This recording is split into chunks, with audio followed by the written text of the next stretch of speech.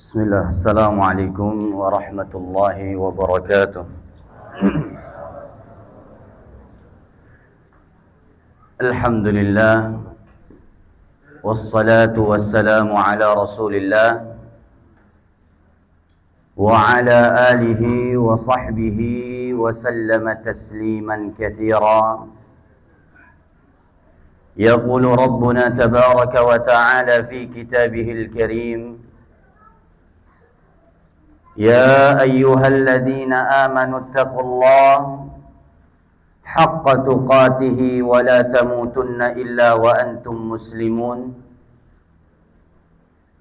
يا أيها الناس اتقوا ربكم الذي خلقكم من نفس واحدة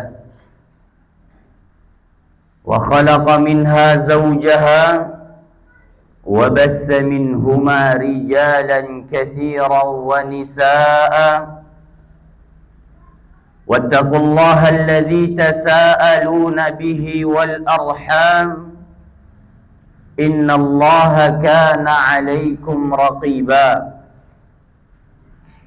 يا أيها الذين آمنوا اتقوا الله وقولوا قولا سديدا يصلح لكم أعمالكم ويغفر لكم ذنوبكم ومن يطع الله ورسوله فقد فاز فوزا عظيما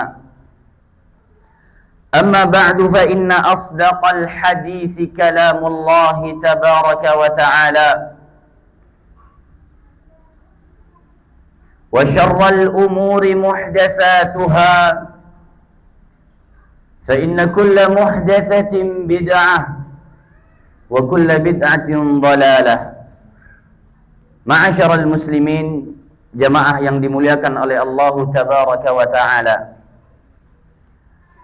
sungguh kita terus memuji Allah subhanahu wa ta'ala yang telah memberikan kepada kita begitu banyak nikmatnya. Begitu banyak nikmatnya. Di antaranya adalah Allah memudahkan jalan kita menuju majalisuz zikr,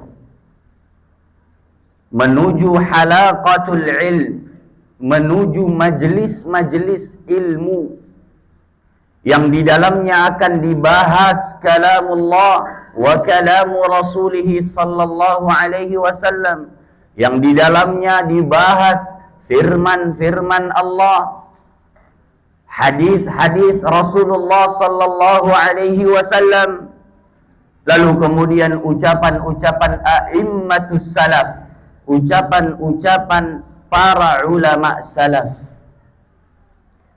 Majelis seperti ini adalah majelis yang disebutkan di dalam sebuah hadis yang sangat-sangat agung, di mana Nabi kita sallallahu alaihi wasallam bersabda, "Wa majtama'a qaumun fi baitin min buyutillah yatluna kitaballah wa yatadarasunahu fima bainahum illa nazalat alaihimus sakinah wa ghashiyatuhumur rahmah wa haffathumul malaikah wa zakarallahu fi man 'indah."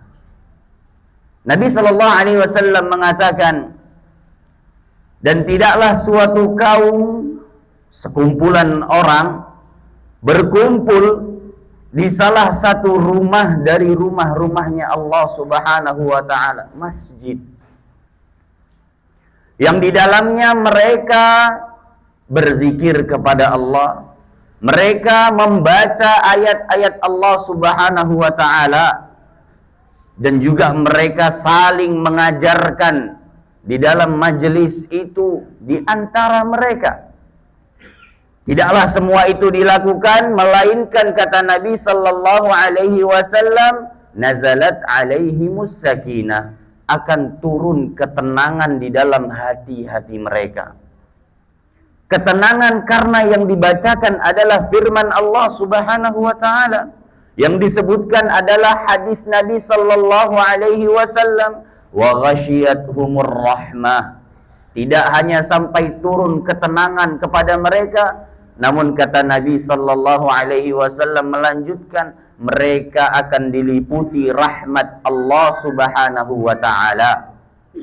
Tidak hanya sampai situ, wa haffathumul malaikah, mereka dinaungi oleh para malaikat. Ada malaikat-malaikat yang Allah Subhanahu wa taala tugaskan untuk mencari majlis-majlis ilmu. Ketika mereka telah mendapatkan majlis-majlis ilmu, mereka saling memanggil, halummu ila hajatikum. Sini kemari yang lain. Mengatakan kepada para malaikat yang lain, kita sudah dapat nih majlis ilmu. Lalu mereka menaungi orang-orang yang duduk di dalamnya. Di sebuah hadis yang panjang disebutkan, ketika Allah Subhanahu wa taala menanyakan di dalam majelis ilmu itu, kata para malaikat, yumajjidunak ya Allah, mereka memujimu di dalamnya ya Allah. Dan mereka wayahmadunak, mereka memujimu, memujamu ya Allah, mengingatmu di dalam majelis itu ya Allah. Lalu para malaikat mengatakan, namun di dalamnya ya Allah, ada orang-orang yang memang tidak niat untuk datang ke majelis ilmu. Bayangin, di dalam majelis ilmu ada orang-orang yang memang tidak niat. Dia datang karena ada satu alasan, dari alasan-alasan duniawi. Apa kata Allah Subhanahu wa taala kepada para malaikat? Saksikanlah bahwa aku juga mengikutkan ia bersama orang-orang yang berniat untuk menghadiri majelis ilmu. Allah ampuni walau tanpa niat untuk datang ke majelis ilmu. Para ulama mengatakan, bayangkan bagaimana ketika orang yang datang memang niat untuk datang ke majelis ilmu. Subhanallah, sungguh-sungguh sangat-sangat mulia orang-orang yang duduk di majelis ilmu. Dan kita mengharapkan kepada Allah Subhanahu wa taala agar terus mengistiqomahkan kita di atas jalannya yang lurus. Baik, ma'asyiral ikhwah, jamaah yang dimuliakan oleh Allah Subhanahu wa taala. Sebagaimana yang kita sebutkan bahwa tema kita pada malam hari ini adalah seputar tentang muhasabatun nafs. Mengintrospeksi diri. Kita tak terasa ikhwah sekalian, tahun demi tahun sudah kita lewati, bulan demi bulan, pekan demi pekan, hari demi hari, jam demi jam kita lewati berkat nikmat Allah Subhanahu wa taala. Namun ada satu hal yang mungkin sering terlewatkan oleh kita semua, tak terkecuali. Sering sekali hal ini terlewatkan di dalam kehidupan kita. Yang kita sudah menjalani, mungkin di antara kita sudah ada yang hidup 60 tahun, 70 tahun, 50 tahun, 40 tahun, dan seterusnya.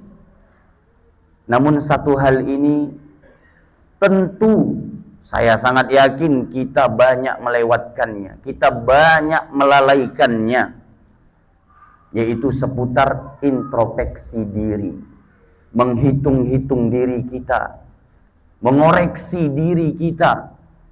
Karena inilah pesan yang Nabi Sallallahu Alaihi Wasallam pesankan. Ini adalah pesan yang Rasulullah berikut juga para sahabatnya memesankan kepada kita agar kita tidak lupa akan hal ini. Kenapa kok kita diperintahkan untuk mengintrospeksi diri, untuk menghitung-hitung diri kita? Karena kita akan dihisab oleh Allah Subhanahu wa taala. Kita akan dihitung oleh Allah Subhanahu wa taala amal-amal baik kita, begitupun amal-amal buruk kita. Subhanallah, perhatikan hadis yang mulia dari Nabi sallallahu alaihi wasallam. Nabi kita Muhammad sallallahu alaihi wasallam menyebutkan di dalam sebuah hadis yang sahih, la tazulu qadama 'abdin yaumal qiyamah hatta yus'ala an arba'. Kata Nabi sallallahu alaihi wasallam, tidak akan bergerak kedua kaki anak Adam pada hari kiamat. Para ulama menyebutkan di padang mahsyar. Sebagian lagi menyebutkan tidak bergerak untuk menuju surga dan neraka sampai ditanya tentang 4 perkara ini. Kedua kaki kita nggak akan bergerak, ikhwah sekalian. Pada hari kita tahu di mana manusia dikumpulkan hufatan, uratan, ghurlan, buhman. Kata Nabi sallallahu alaihi wasallam, tak berpakaian, tak sunat, bahkan tak membawa atau memakai sandal. Lalu ketika hadis ini dibacakan, Aisyah ummunal mukminin, ibunda kaum mukminin, menutup wajahnya karena malu, membayangkan bagaimana seseorang mungkin saja bisa melihat aurat orang lain. Lalu kata Rasulullah sallallahu alaihi wasallam, semua orang akan sibuk dengan dirinya dikarenakan kengerian di hari tersebut. Nah, kaki kita saat itu tidak akan bergerak. Kata Nabi sallallahu alaihi wasallam, seseorang yang tidaklah berucap kecuali dari wahyu. Wa ma yantiqu 'anil hawa, kata Nabi. Tidaklah Muhammad sallallahu alaihi wasallam berbicara dari hawa nafsunya. Dia pingin bicara, dia ngomong. Enggak begitu. Allah yang mengatakan, in huwa illa wahyun yuha. Setiap ucapannya adalah wahyu yang diwahyukan oleh Allah kepadanya. Nabi mengatakan tidak bergerak kaki kedua anak Adam pada hari kiamat sampai ditanya tentang 4 perkara. Ini yang perlu kita introspeksi, ikhwah sekalian yang dimuliakan oleh Allah. Ini yang perlu kita hitung-hitung, kita ingat-ingat sebelum kita ditanya oleh Allah tentang 4 perkara ini. Kata Nabi sallallahu alaihi wasallam, kita akan ditanya yang pertama adalah an umurihi fima afnah. Tentang umur kita, kemana kita habiskan. Pertanyaannya adalah, pernahkah kita tanya kepada diri kita di saat kita sendiri tentang pertanyaan yang besar ini? Kemana saja saya habiskan umur ini? Yang sudah 30 tahun, 40 tahun, 50 tahun, bahkan 60 tahun dan seterusnya. Pernahkah kita tanya pertanyaan besar yang akan Allah tanyakan kepada kita pada hari kiamat? Tanyakan kepada diri kita, kemana habisnya umur kita? Apa yang kita gunakan terhadap umur-umur kita? Ini pertanyaan pertama yang kalau seseorang menanyakan ini kepada dirinya, niscaya Allah akan berikan kepadanya taufik untuk terus memperbaiki diri. Allah akan berikan kepadanya taufik untuk bisa melanjutkan kebaikan-kebaikan yang pernah dia lakukan. Kadang kita lupa diri, ikhwah sekalian. Lupa bahwasanya kita terbatas, memiliki waktu terbatas. Sebagaimana yang disebutkan oleh Al-Hasan Al-Basri rahimahullahu ta'ala. Seorang imam yang hidup 1300 tahun yang lalu kurang lebih. Dia pernah mengatakan suatu perkataan indah yang memang harus kita ingat-ingat, harus kita renungi. Kata beliau alaihi rahmatullah, ya bena Adam, innama anta ayyam, wahai anak Adam, wahai anak keturunan Nabi Adam alaihi salam, dirimu adalah potongan-potongan hari. Diri kita semua adalah potongan-potongan hari. Fa in zahaba ba'duh zahaba ba'duh. Kalau hari itu sudah berlalu, maka hakikatnya sama seperti jiwa, badan kita juga ikut lenyap bersamaan dengan lenyapnya hari tersebut. Begitulah ikhwah yang harus kita renungi tentang umur kita. Tentang umur kita. Kita akan ditanya oleh Allah Subhanahu wa ta'ala tentang pertanyaan besar ini. Pertanyaan berikutnya yang harus kita introspeksi adalah, Apa yang disebutkan Nabi sallallahu alaihi wasallam berikutnya, wa an malihi min aina iktasabahu wa fima anfaqah. Tentang harta yang dia miliki. Dari mana dia dapatkan, wa fima anfaqah, kemana dia belanjakan hartanya selama ini. Allah berikan rezeki kepada kita, kemana kita infakkan, kemana kita belanjakan, kita habiskan harta kita. Pernahkah kita tanya ini kepada diri kita? Pernahkah kita tanya hal ini kepada diri kita? Dari mana saya ambil ini harta? Lalu kemana saya belanjakan ini? Kalau kita pernah menanyakannya, demi Allah kita akan menjadi orang yang bahagia. Kita akan menjadi orang yang sukses kehidupan dunia dan akhirat. Kita akan memilah dan memilih dari mana kita ambil harta dan kemana kita palingkan harta tersebut. Kita belanjakan harta tersebut. Subhanallah, ini pertanyaan yang akan ditanya oleh Allah Subhanahu wa ta'ala. Inilah pertanyaan yang membuat seseorang tidak akan mampu melanjutkan perjalanannya pada hari kiamat sampai dia menuntaskan ini semua. Duhai beruntungnya mereka orang-orang yang mengatakan, menjawab di hadapan Allah, ya Allah, aku habiskan hartaku di jalanmu ya Allah. Aku habiskan untuk menafkahi keluargaku, untuk mendidik anak-anakku. Dan duhai celakanya orang-orang yang bingung ketika ditanya oleh Allah apa jawabannya. Celaka orang-orang yang demikian. Apa yang akan dia jawab di hadapan Allah ketika dia mengambil harta dari yang haram? Lalu dia belanjakan pula kepada hal yang haram. Bagaimana pertanggungjawabannya di hadapan Allah? Oleh karena itu, hal ini diperintahkan untuk kita hisab dari sekarang. Untuk kita introspeksi. Dari mana saya ambil ini harta? Saya beli pakaian ini.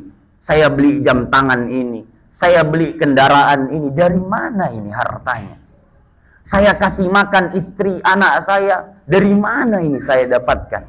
Pertanyakan itu ya ikhwah kepada kita semua. Kepada diri-diri kita. Ini adalah kebiasaan para ulama salaf. Ketika dia mulai malas dalam beribadah, dia ajak ngobrol dirinya. Dia ajak berbicara dirinya. Dia ajak berdiskusi, dia nasihati dirinya sendiri. Salah seorang salaf, di samping rumahnya dia gali kuburan. Dia gali tanah sedalam kuburan. Ketika dia sudah malas beribadah, dunia mulai terasa melalaikan dirinya, dia masuk ke dalam kuburan, lalu dia bertanya kepada dirinya, wahai jiwa, apa yang dapat kau lakukan ketika kau berada di tempat ini nanti? Maka dirinya akan menjawab sendiri, saya tidak akan bisa melakukan apapun. Berdasarkan hadis Nabi SAW, idza matal insan in qata'a anhu amaluhu illa min thalath. Ketika seseorang mati, maka seluruh amal ibadahnya terputus kecuali 3 hal. Kecuali 3 hal kata Nabi sallallahu alaihi wasallam. 3 amalan. Yang pertama sedekah jariyah. Lalu dia katakan kepada dirinya, sekarang kamu bisa melakukan sedekah jariyah? Dirinya menjawab sendiri. Dia bertanya kepada dirinya, dia jawab dirinya sendiri. Dia mengatakan, saya mampu. Saya sumbang mungkin 1000 mungkin saja ke masjid. Itu amal jariyah ikhwah. Oleh karenanya lakukanlah selagi engkau bisa melakukan hal tersebut. Lalu hadis yang kedua kata Nabi SAW, amalan kedua yang tidak akan terputus adalah au ilmin yuntafa'u bih. Ilmu yang bermanfaat, yang manusia bisa ngambil manfaatnya, yang manusia bisa tahu mana baik, mana buruk. Kita ajarkan kepada manusia. Lalu dia mengatakan kepada dirinya, mampukah dirimu untuk bisa mengajarkan manusia kebaikan? Dia pun menjawab, mampu. Oleh karenanya bangkit, ajarkan manusia. Lalu yang ketiga, awwaladin salihin yad'ulah. atau anak soleh yang mampu yang mendoakannya. Anak soleh yang senantiasa mendoakannya. Tanyakan kepada diri kita. Sudahkah kita didik anak-anak kita tadi? Banyak sekali ikhwah yang harus diintrospeksi dari diri kita. Namun 4 perkara ini adalah hal terpenting, hal terbesar yang butuh kita koreksi, yang butuh kita hitung setiap harinya. Kita telah terlalu jauh, bertahun-tahun lalu mungkin terakhir kali mengintrospeksi diri, mengoreksi diri kita. Mungkin berbulan-bulan lalu, mungkin berpekan-pekan lalu. Namun sebenarnya hakikat introspeksi diri setiap selesai melakukan suatu amal ibadah. Selesai sholat, tanyakan kepada diri. Selesai berzikir, apakah tadi saya sholat, saya ikhlas kepada Allah? Jangan sampai satu amal ini sia-sia di hadapan Allah karena ingin fulan melihat saya, karena ingin tetangga saya tahu kalau saya orang yang sholat, agar tetangga saya, mertua saya, saudara saya tahu kalau saya orang soleh. Kalau ada niatan begitu, hapuskan niatan itu sebelum amalan kita yang terhapus. Begitulah hakikat muhasabah. Setiap melakukan amal ibadah, setiap melakukan kegiatan sehari-hari, kita bekerja di pagi hari, pulang sore hari, tanyakan kepada diri kita, saya bekerja ini untuk apa? Sudahkah saya mengharapkan wajah Allah? Sudahkah saya mengharapkan pahala Allah Subhanahu wa ta'ala dari bekerja ini? Pernahkah kita tanya ini kepada diri kita, ikhwah sekalian? Pernahkah kita tanya hal ini di saat kita sendiri berkendara? Tanyakan kepada diri kita. Apakah hal ini sudah terlalu jauh bagi kita? Sudahkah kita sangat jauh dari mengintrospeksi diri? Kita lebih sibuk mengoreksi orang lain daripada diri kita. Itulah musibah yang dilakukan syaitan. Kerjaannya syaitan membuat kita sibuk dengan aib-aib kekurangan orang lain, lalu menutup diri dari aib-aib kita sendiri. Subhanallah. Doai meruginya kita. Meruginya kita yang menyibukkan diri terhadap aib orang lain. Tahu aib orang lain punya rasa senang. Subhanallah. Seharusnya kita tahu aib kita, kita senang, kita bisa beristighfar, minta ampun kepada Allah. Kita tahu aib kita bisa meminta ampun kepada Allah. Berkaitan dengan hak manusia, kita bisa meminta maaf kepadanya, meminta kehalalan darinya. Duhai bahagianya orang-orang yang Allah perlihatkan dirinya sendiri kepada dirinya. Duhai bahagianya orang-orang begitu. Setiap dia melihat orang lain, sebelum dia menilai orang lain, dia nilai dulu dirinya. Dia introspeksi dulu. Dia koreksi dulu dirinya. Itulah ma'asyiral muslimin, 2 hal terbesar yang akan Allah tanyakan. Tidak mungkin itu Allah tanyakan, melainkan itu adalah hal yang sangat-sangat besar dan penting di dalam kehidupan kita. Kita akan dimintai tanggung jawab. Kata Nabi SAW, kullukum ra'in wa kullukum mas'ulun ar-ra'iyati. Setiap kita, setiap kalian, kata Nabi, adalah pemimpin. Dan setiap kalian akan ditanya oleh Allah tentang kepemimpinannya. Seorang suami ra'in ala ahli baitihi. Seorang suami, dia adalah pemimpin keluarganya. Wa huwa mas'ulun anhu yaumal qiyamah ar-ra'iyati. Dan pada hari kiamat dia akan ditanya oleh Allah itu, kemana keluargamu? Sudahkah kau didik? Sudahkah kau jalankan firman Allah? Firmanku, kata Allah, qu anfusakum wa ahlikum nara. Banyak sekali ikhwah yang harus kita introspeksi. Dan seseorang menjadi pemimpin terhadap dirinya minimal. Terhadap dirinya, dia menjadi pemimpin. Dan dia akan ditanya tentang dirinya oleh Allah Subhanahu wa ta'ala. Oleh karenanya perhatikan ikhwah perkara ini. Lalu kata Nabi sallallahu alaihi wasallam, perkara ketiga yang butuh kita introspeksi, kita koreksi, kita muhasabah, kita hitung, adalah kata Nabi sallallahu alaihi wasallam, wa an ilmihi fima amila bih. Tentang ilmunya, apa yang dia lakukan dengan ilmunya. Kita diberikan Allah Subhanahu wa taala akal sejak kita mulai bisa berpikir. Dan fitrah, ilmu Allah berikan kepada kita, salat 5 waktu wajib bagi kita. Minimalnya kita tahu itu. Bahkan itu akan ditanya oleh Allah Subhanahu wa taala. Apa yang kamu lakukan terhadap ilmumu tentang salat 5 waktu? Sudahkah kau jaga? Sudahkah kau jaga salat 5 waktu? Itu yang akan ditanya oleh Allah Subhanahu wa taala. Kau tahu kalau ini salah, ini benar, sesuai fitrah kita sudah Allah berikan hal itu. Ilmu itu sudah Allah berikan. Gimana lagi kita orang yang belajar ilmu agama? Kita tahu kalau kita ambil harta dari sini ini haram. Kalau kita keluarkan harta ke sini haram, tapi masih kita lakukan, Allah akan tanya akan hal itu. Allah akan mintai pertanggungjawabannya. Demi Allah, Allah akan minta tanggung jawab akan hal itu. Oleh karenanya hati-hati ikhwah. Hati-hati. Kita akan ditanya setiap hal yang kita lakukan. Tentang ilmu kita. Kalau buat jahat kepada tetangga, Allah marah. Tahukah kita itu? Tahu. Namun adakah kita hitung diri kita akan hal itu? Adakah kita tanyakan kepada diri kita bagaimana sikapku selama ini kepada tetangga? Sudahkah tetangga merasa aman dari diriku?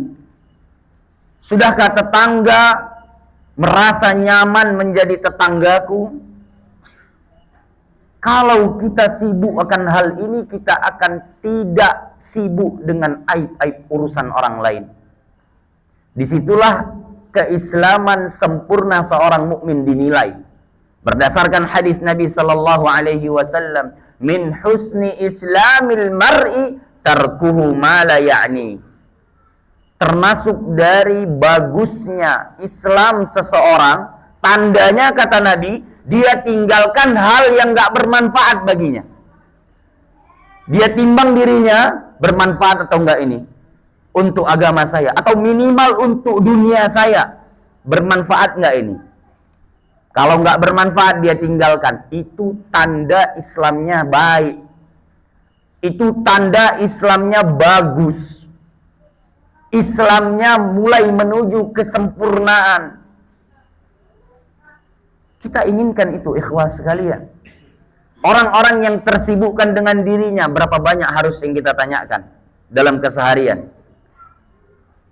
Sesekali tidur malam hari, tanyakan.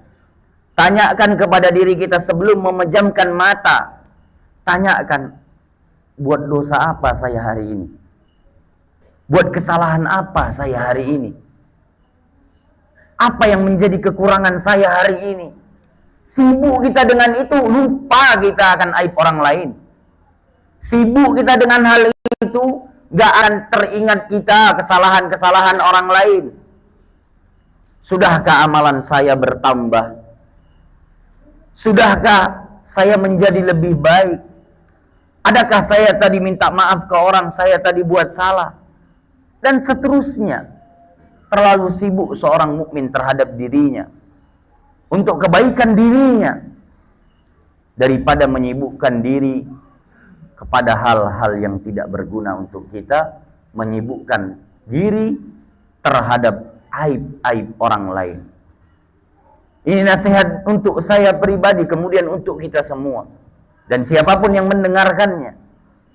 Sibukkan diri kita, koreksi diri kita, muhasabah diri kita. Hitung-hitung diri kita. Sudah siapkah kira-kira kalau kita Allah panggil saat ini? Kalau besok saya nggak buka mata lagi, sudah siapkah saya menghadap Allah? Kalau belum, istighfar di malam hari. Istighfar sebelum tidur.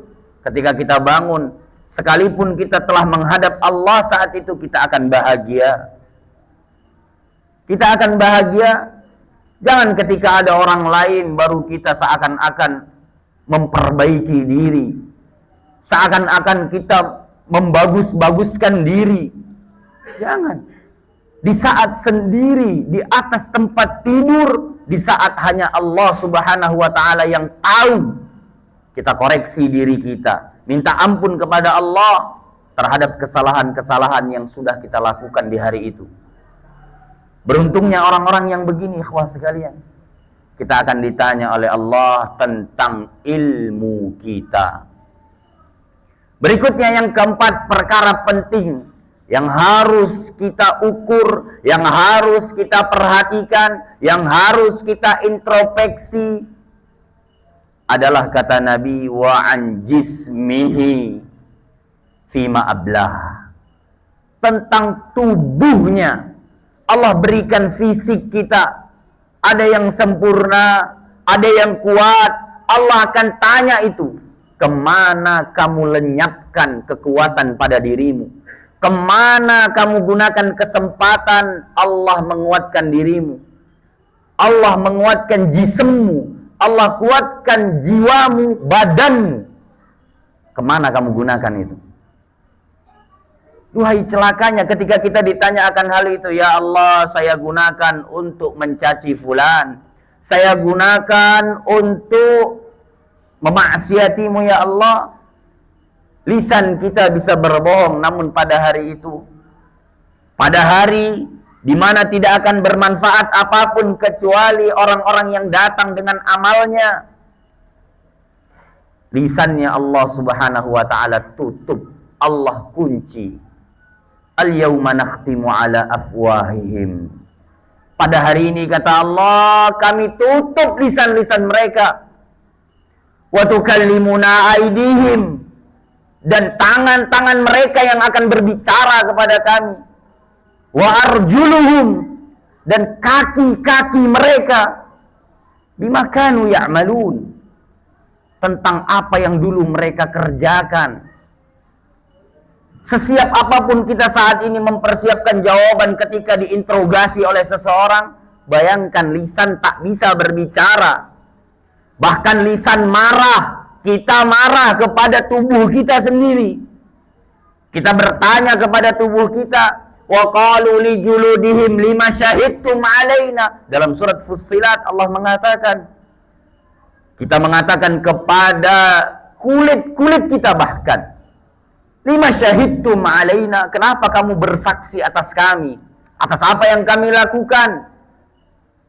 Kenapa? Marah kita. Kita tanyakan kepada kulit-kulit kita bahkan.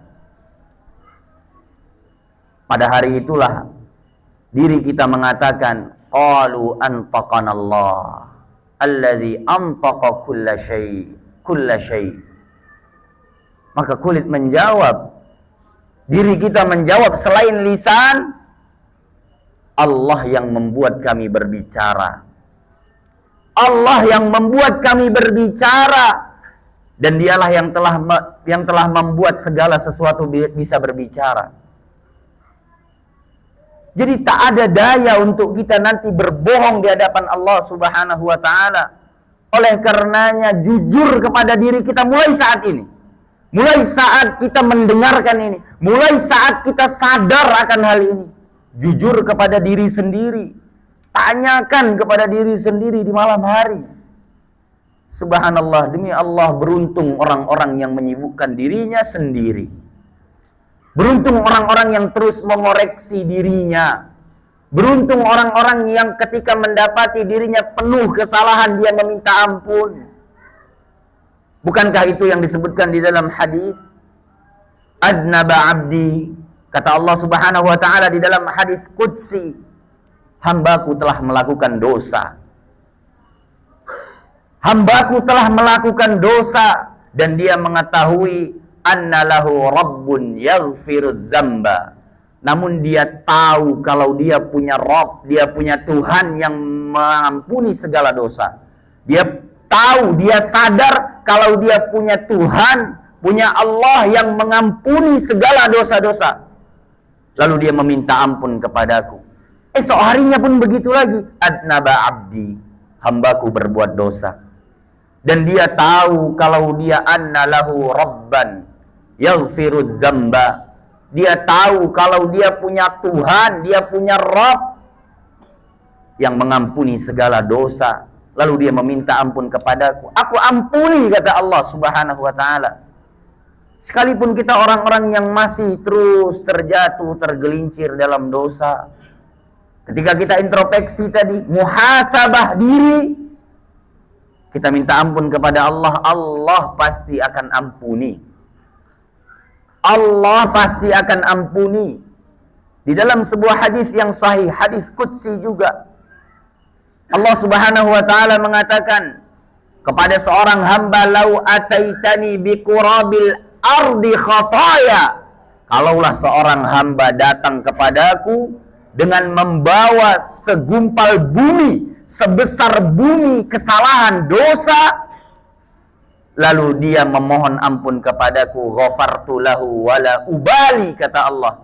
Aku ampuni, aku nggak peduli sebagaimanapun banyaknya dosanya, sebagaimanapun besarnya dosanya. Lalu Allah katakan lagi, kalaulah seorang hamba memiliki dosa ananas sama, setinggi langit, lalu dia memohon ampun kepadaku, mengharapkan ampunan kepadaku, ghafartu lahu wala ubali, kata Allah. Aku ampuni, aku nggak peduli, kata Allah. Aku ampuni selagi dia minta ampun kepadaku. Inilah kesempatannya, ikhwah. Inilah kesempatannya malam hari ini, saat ini. Minta ampun kepada Allah. Kesalahan-kesalahan kita banyak sekali. Bahkan disebutkan di dalam hadis, sesungguhnya kita, anak Adam, tuhti'una bil-laili wan nahar. Kita selalu buat salah siang dan malam. Itu pernyataan Nabi Sallallahu Alaihi Wasallam. Kita orang yang melakukan kesalahan siang dan malam. Tidakkah kita mau minta ampun? Kita sadar kita punya Tuhan, kita punya Allah yang Maha Pengampun. Minta ampun kepada Allah.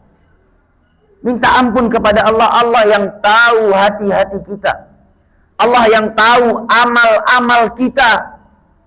Mintalah ampun kepada Allah Subhanahu wa ta'ala. 4 perkara ini tanamkan kepada diri kita. Dari hadis yang mulia ini, tanamkan kepada diri kita. Setiap hari harus dikoreksi, setiap hari harus dihitung, setiap hari harus diperhatikan tentang umur kita. Kemana kita habiskan hari ini nih? Kita habiskan kemana?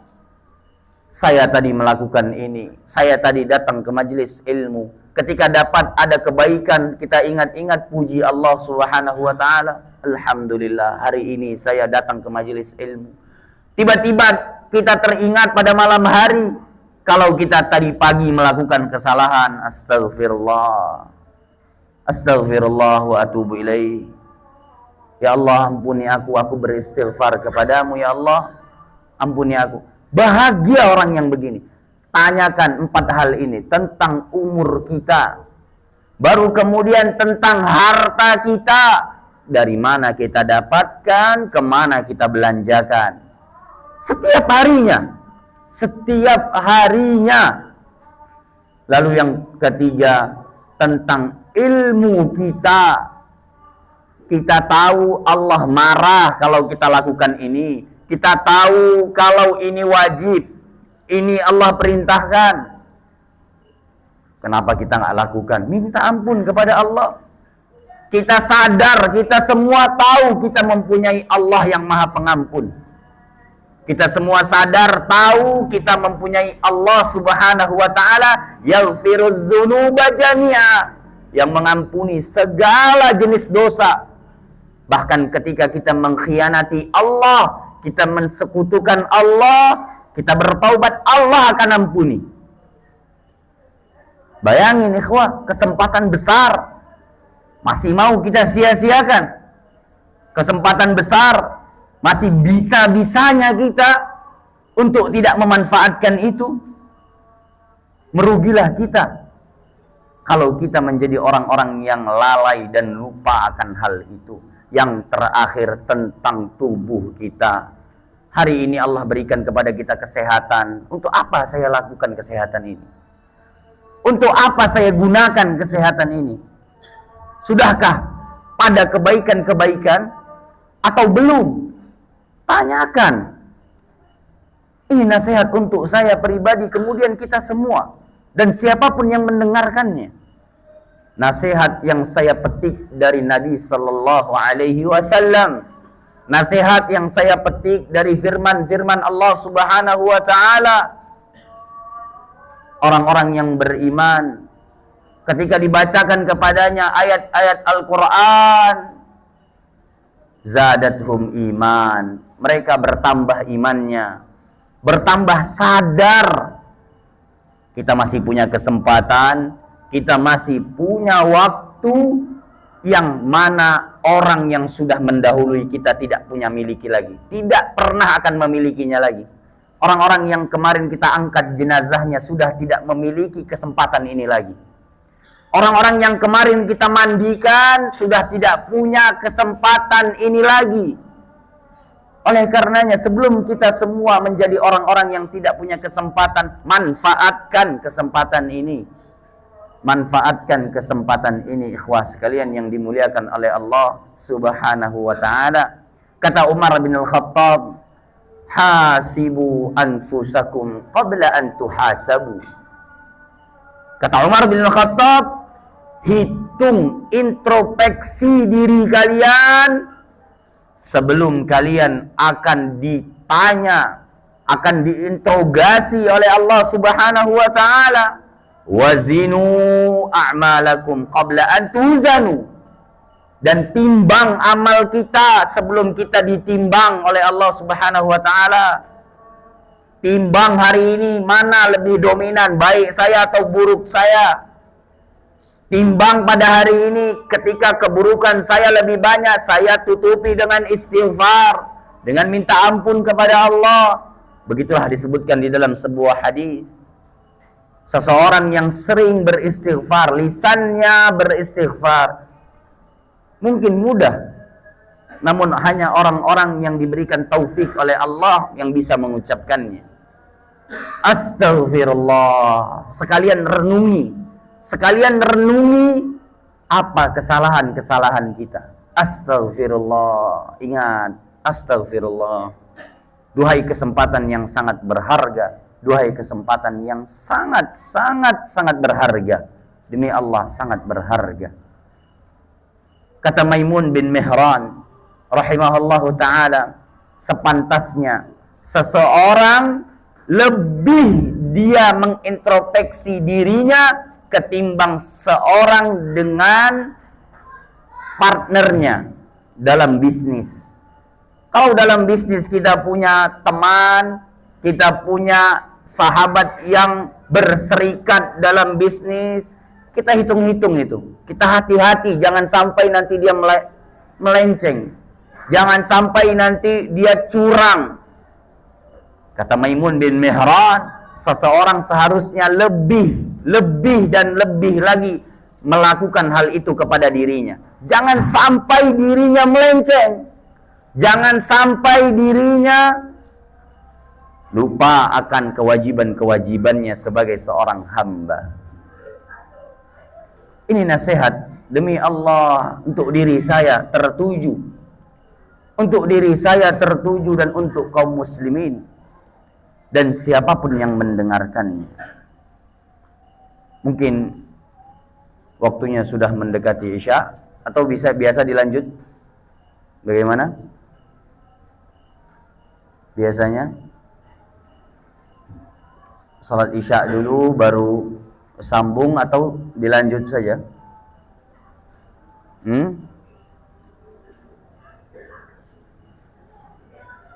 Bagaimana? Azan dulu. Silakan azan.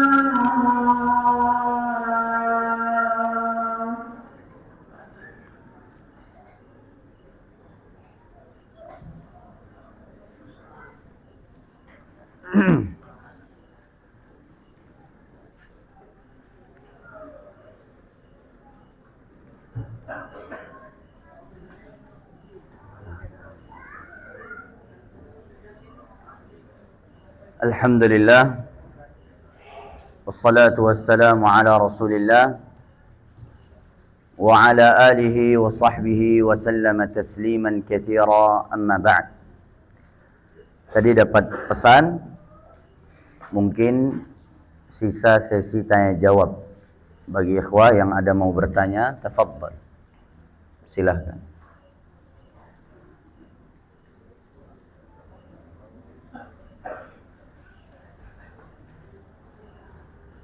Kalau tidak, maka nanti dicukupkan.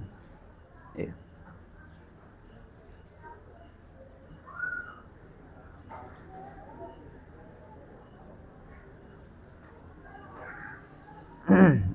Yang di belakang sana.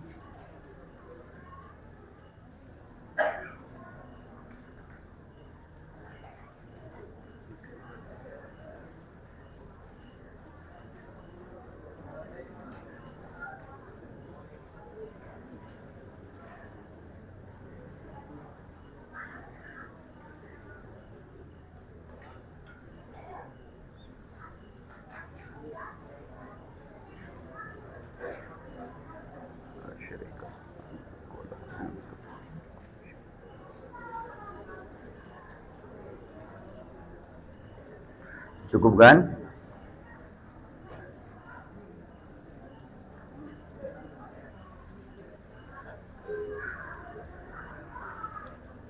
Ya, atau gimana?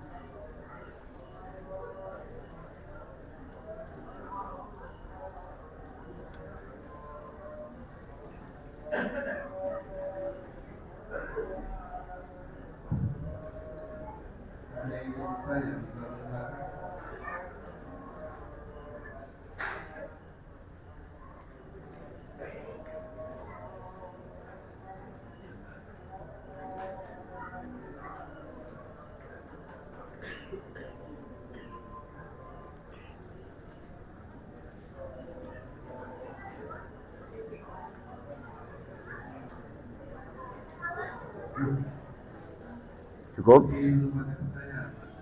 Iya, berarti cukup ya.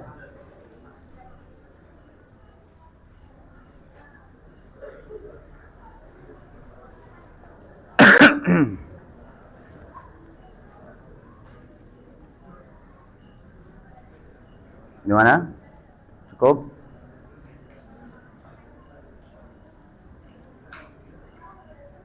Masih materi boleh lanjut? Masih materi? Ya? Memang biasa begitu tuh gimana? Lanjut aja. Baik.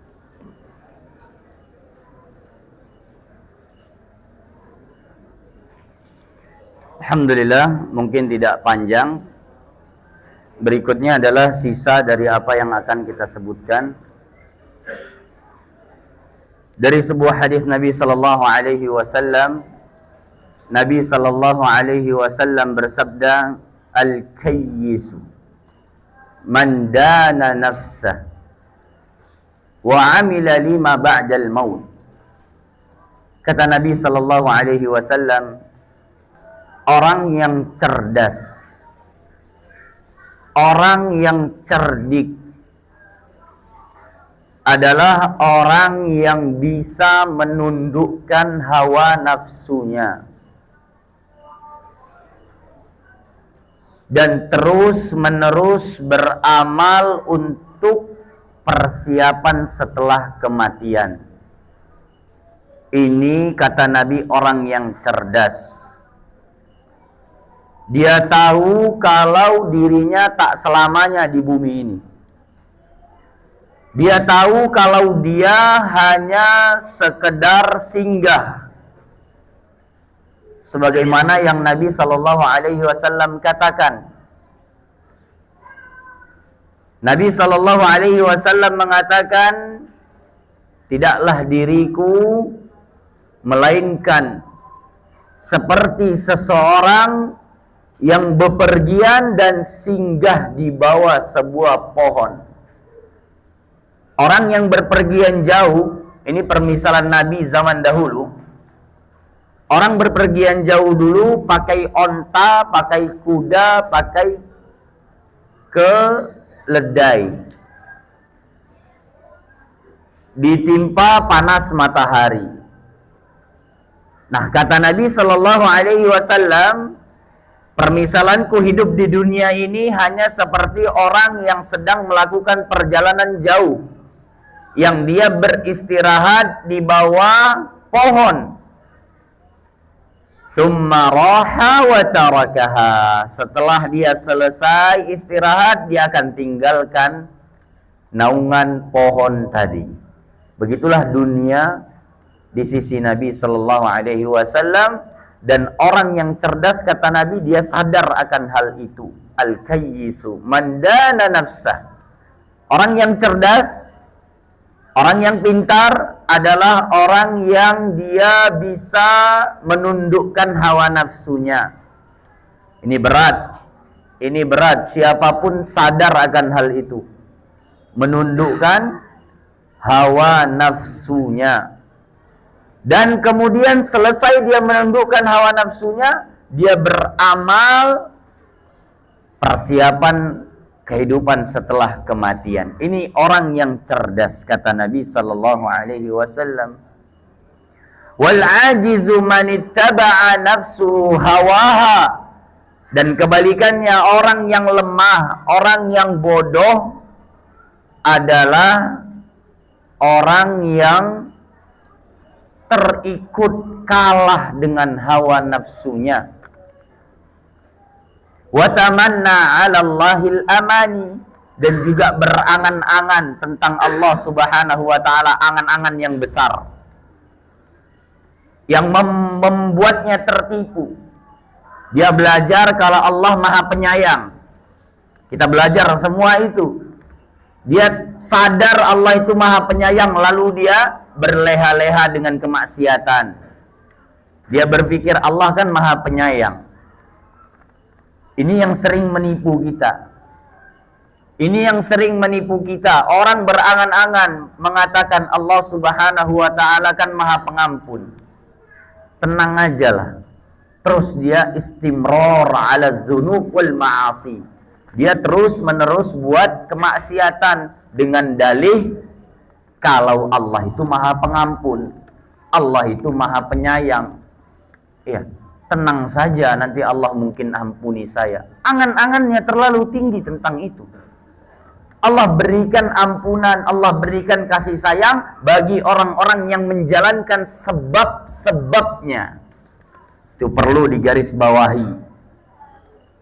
Iya, di samping Allah menjanjikan kasih sayang, di samping Allah menjanjikan kenikmatan, namun Allah juga mengingatkan apa? Inna azabi lasyadid, kata Allah. Sesungguhnya ingat, sesungguhnya azabku itu keras sekali. Azabku itu pedih, jangan main-main, begitulah. Namun syaitan tahu dia. Setiap orang dia cari kelemahannya, lalu dia rayu dari situ. Ya, oleh karenanya seorang muslim dia harus membentengi dirinya dari hal-hal yang semacam ini dengan belajar, menuntut ilmu, duduk di majelis ilmu. Siapapun pengajarnya, kita harapkan dengan itu iman kita bertambah. Kita harapkan dengan itu kita disadarkan dari kesalahan-kesalahan kita. Kita diharapkan dengan itu kita terus dimotivasi untuk kebaikan-kebaikan. Banyak sekali manfaat majalisul ilm. Majelis ilmu banyak sekali manfaatnya.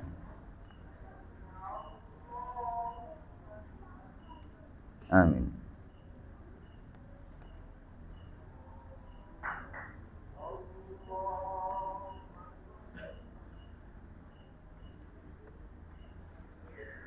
Mohon nasihatnya Ustadz, kami sering mengetahui suatu perkara dibenci oleh Allah, tetapi sulit bagi saya untuk menghindarinya dan selalu terjatuh dalam perbuatan itu. Mohon nasihatnya.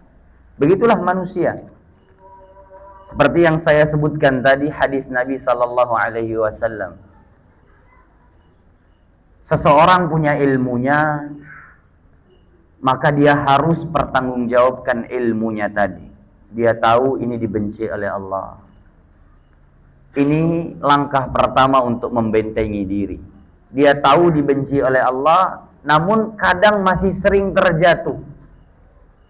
Ya manusia, dia harus ambil sebabnya. Di antara sebabnya adalah dia ingat kalau dia akan dimintai pertanggungjawaban oleh Allah Subhanahu wa taala. Dia akan ditanya oleh Allah tentang ilmunya akan hal yang dibenci itu, akan hal yang dimurkai oleh Allah. Tanya kepada dirinya, apa nanti jawaban saya? Duhai betapa malunya saya nanti di hadapan makhluk-makhluk Allah Subhanahu wa taala ditanya akan hal itu. Hei fulan, kemana kamu? Apa yang kamu lakukan dengan ilmumu? Bingung dia menjawab. Itu langkah pertama. Kemudian yang kedua, jangan putus asa. Sebagaimana di dalam sebuah hadis yang tadi saya sebutkan, aznaba abdi. Hambaku telah melakukan perbuatan dosa. Allah yang mengatakan di dalam hadis qudsi, Allah tahu kita memang sering buat dosa, tapi kita harus tahu anna lahu rabban yaghfirud dzamba. Kita punya Tuhan, kita punya Allah Subhanahu wa taala yang mengampuni dosa-dosa. Sehingga jangan biarkan syaitan menguasai diri kita, membisikkan kepada kita, memberikan was-was kepada kita. Kamu kayak main-main kamu sama Allah. Nah, itu nanti mulai itu pikiran-pikiran begitu. Iya. Kamu buat salah sekarang, nanti minta ampun. Nanti buat salah lagi, nanti minta ampun lagi. Nanti Allah marah sama kamu. Ini was-was syaitan, seakan-akan dia beri nasihat kepada kita. Allah yang bilang, kita harus sadar. Allah yang bilang, Allah sadar, Allah tahu. Allah punya ilmunya, segala sesuatu. Allah ilmui, Allah katakan, adnaba abdi. Hambaku melakukan dosa. Namun dia sadar dia punya Rabb yang mengampuni segala jenis dosa, lalu dia meminta ampun kepadaku. Kemudian berikutnya lagi dia buat dosa lagi, kata Allah Subhanahu wa taala. Memang begitu. Ya. Namun jangan pernah lalaikan yang namanya minta ampun kepada Allah. Jangan pernah lalaikan istighfar. Subhanallah, kita lagi jalan naik motor, ya. Minta ampun kepada Allah. Astagfirullah. Astagfirullah. Astagfirullah. Zikir kepada Allah. Imbangi. Kata Nabi sallallahu alaihi wasallam, wajangan Nabi sallallahu alaihi wasallam, pertama Nabi ingatkan, ittaqillaha haitsuma kunta. Bertakwalah kamu kepada Allah dimanapun kamu berada. Ini perintah Nabi, nasihat Nabi yang harus kita ingat. Lalu kata Nabi sallallahu alaihi wasallam, wa atbi'is sayyi'atal hasanata tamhuha. Ini dia resepnya, kata Nabi sallallahu alaihi wasallam, dan iringi setiap kesalahan dengan kebaikan. Yang lebih dominan, niscaya kebaikan itu tamhuha. Kebaikan tadi akan menghapuskan kesalahan-kesalahan kita tadi. Wa khaliqin nasa bi khuluqin hasan. Dan bergaulah dengan manusia dengan akhlak yang mulia, dengan akhlak yang baik. Oleh karenanya, mungkin kita lemah di satu sisi, namanya manusia, namun kita pasti punya kelebihan di sisi yang lain. Manfaatkan itu.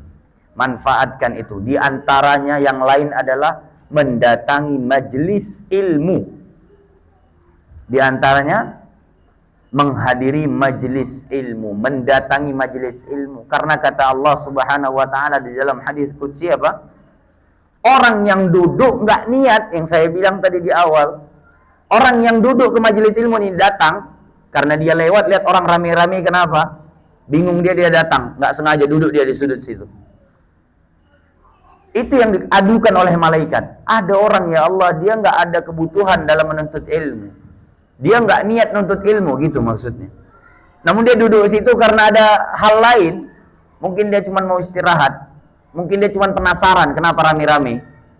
Kata Allah, saksikanlah kalau aku mengampuninya juga. Bagaimana kalau kita niat memang dari rumah datangi majelis ilmu? Para ulama mengatakan lebih dari itu yang Allah Subhanahu wa taala berikan. Bukan hanya sekedar pengampunan, namun berbagai macam kebaikan-kebaikan. Mungkin itulah yang bisa kita sebutkan, bisa kita nasihatkan. Wallahu taala a'lam. Sudah?